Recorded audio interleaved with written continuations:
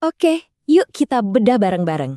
Hari ini kita bakal bongkar teka-teki di balik soal-soal ujian masuk universitas yang sering kali bikin pusing tujuh keliling. Pernah nggak sih pas lihat soal ujian, kamu mikir, ini tuh sebenarnya mau ngetes apa sih? Mau ngintip isi kepala kita gimana caranya? Ternyata jawabannya itu jauh lebih dalam dari sekedar jago ngitung loh. Soal-soal ini tuh dirancang buat menguji cara kita mecahin masalah, cara kita beradaptasi, dan bahkan cara kita ngelihat sebuah persoalan. Nah, ini dia peta perjalanan kita hari ini. Kita bakal lihat gimana tiap jenis soal ini sebenarnya kayak latihan khusus buat otak kita. Jadi, anggap aja tes ini bukan ujian biasa, tapi ini tuh kayak mental gym, tempat kita ngelatih otak. Tiap soal itu kayak alat fitness yang beda, buat ngelatih otot berpikir yang beda-beda juga. Di sini nih letak pergeseran gedenya. Kalau ujian zaman dulu mungkin lebih fokus ke hafal rumus, ya kan? Nah sekarang tuh beda, penekanannya lebih ke analisis, mikir kreatif. Intinya, bisa nggak kita melihat teka-teki yang tersembunyi di dalam sebuah soal? Oke, kita mulai dengan tantangan pertama. Coba bayangin, kamu dikasih seperangkat aturan yang aneh yang belum pernah kamu lihat sebelumnya. Terus, kamu disuruh langsung pakai aturan itu saat itu juga.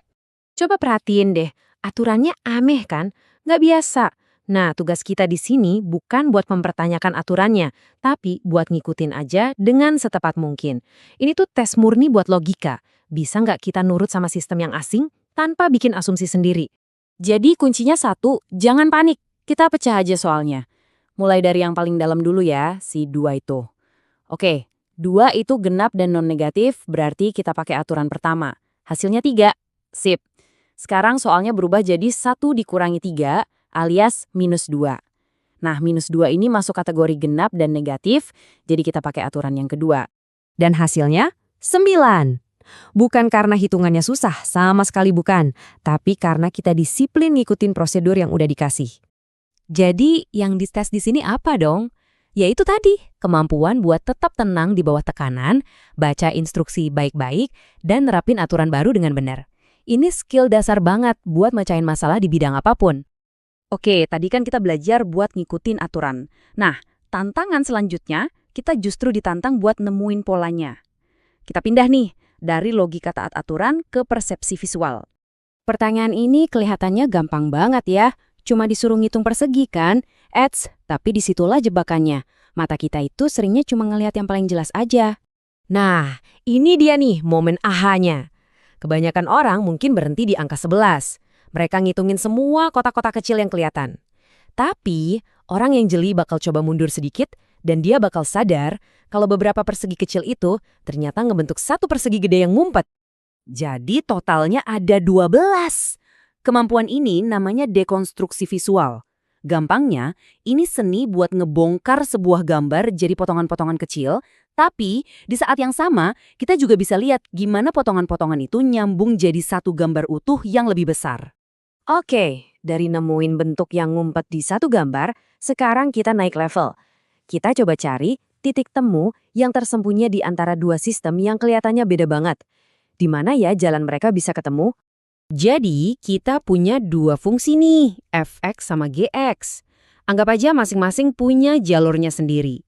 Pertanyaannya simple, di titik mana sih jalan mereka berpotongan? Di mana nilai mereka bisa sama persis? Konsep kuncinya sebetulnya sederhana tapi penting banget. Titik potong itu ya titik di mana fx nilainya sama dengan gx. Jadi, langkah paling logis yang pertama kali kita lakuin, ya udah kita samain aja kedua persamaannya. Pas kita bikin fx sama dengan gx, kita tuh sebenarnya lagi nanya, pada nilai x berapa aja nih kalian berdua bakal ngasih hasil yang sama persis? Dan ternyata jawabannya ada di x sama dengan -4 dan x sama dengan 2. Tinggal masukin lagi aja nih nilai-nilai x itu, dan ketemulah titik koordinat lengkapnya. Nah, sekarang kita sampai di bagian terakhir, bagian soal yang paling ngejebak. Ini tipe soal di mana jawabannya bukan ada di perhitungan rumit, tapi di satu petunjuk kecil yang sering banget kelewat. Coba deh lihat soalnya, kita disuruh bandingin P sama Q. Kalau cuma gini doang, ya nggak bisa dijawab. A kan bisa angka berapa aja. Tapi, ada satu petunjuk krusial yang ngubah segalanya.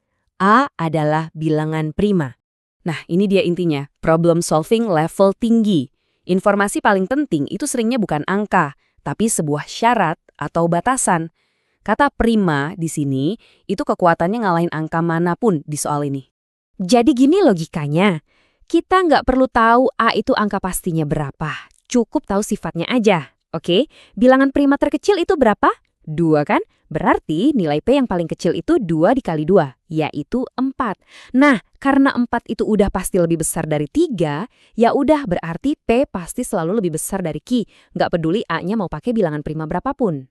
Jadi kalau kita balik lagi ke ide mental gym tadi, sekarang jadi kebayangkan, tiap soal itu benar-benar ngelatih otot yang beda. Ada yang ngelatih otot logika, ada yang ngelatih otot pengenalan pola, ada yang ngelatih cara mikir sistematis, dan ada juga yang ngelatih kreativitas dalam memanfaatkan batasan. Jadi, nanti kalau ketemu soal kayak gini lagi, coba deh jangan langsung nanya, gimana ya cara ngitungnya? Tapi tanya ke diri sendiri, soal ini sebenarnya lagi ngetes cara mikir gue yang mana ya? Nah, dari situ, pelan-pelan kita bakal bisa ngelihat teka-teki di balik setiap masalah.